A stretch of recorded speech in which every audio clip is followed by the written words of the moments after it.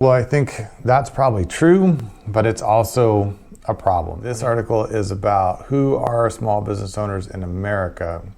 There's 33 small business owners, and this is the businesses with fewer than 500 employees. Well, I mean, really, when you think about small business, when I think about small business, when I think the average person thinks about small business, they think about businesses that are either one-person businesses or maybe up to 10 employees. At 10 employees, it's still pretty small business. The owner is still very likely involved day to day. As you get bigger, the owner may be less involved. There may be partners. There may be, a management team.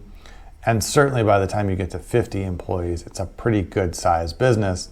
So going up to 500, I mean, for government purposes, maybe that makes sense, but I don't think anyone else thinks of a business with 450 employees as a small business. It kind of talks about the number of businesses. Well, here's a chart where of the 33 million small businesses, 93.8% of them have 0 to 9 employees.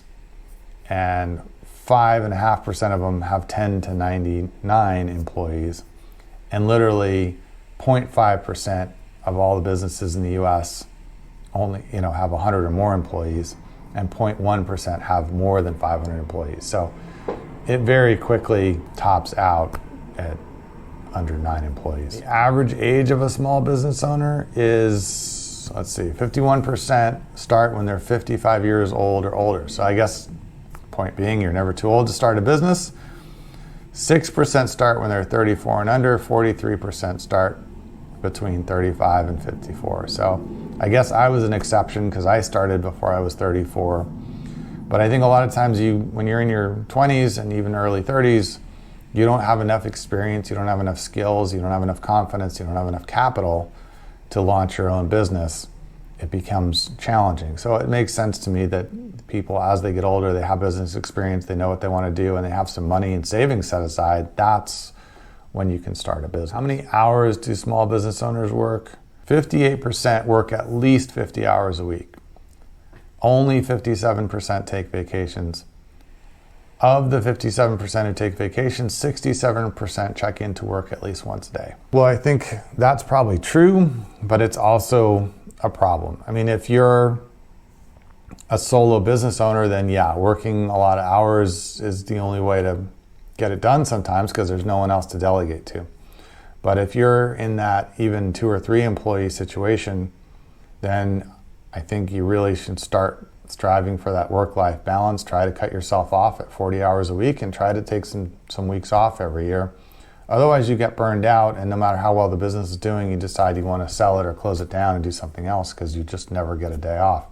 But I think a lot of people don't ever get to that because they don't set it as their goal. If you set your goal to be where you can take time off, delegate work, have employees, stick to 40 hours a week, and have some vacation, then you can get there. But if you don't set that as your goal, it's probably never going to happen on its own.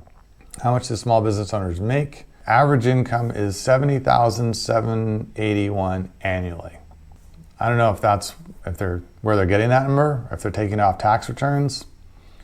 One of the benefits of being a small business owner a lot of times is that you can write things off. The business pays for them. It looks like an expense from a business standpoint. It doesn't show up on your tax return as income, but you get the benefit of it as the business owner. So if that's a tax return number, it's probably on the low side. If they actually surveyed people to find out how much they're getting from their business, it might be closer to the right number. Who is a small business owner? No, they don't really say. Really, I mean, anybody could be a small business owner. A lot of people get into it because they have a certain skill, they're working at a job and they decide to freelance and then it turns into a business, or they decide they want to take over their boss's business or something like that. A lot of people don't plan to be entrepreneurs, it's just something that happens to them. I was probably somewhat unique that way, and I really wanted to be an entrepreneur, so I figured out a way to make it happen. But I let a lot of people fall into it, and that's great. The downside is if you get into it by accident and you're not intentional about it, you're not thinking about how to best run a business, not just do the thing that you're doing that you charge people for that seems like a business, it's not going to go nearly as well, and you're not going to get as much out of it, and you're going to be one of those people working 50 or 60 hours a week.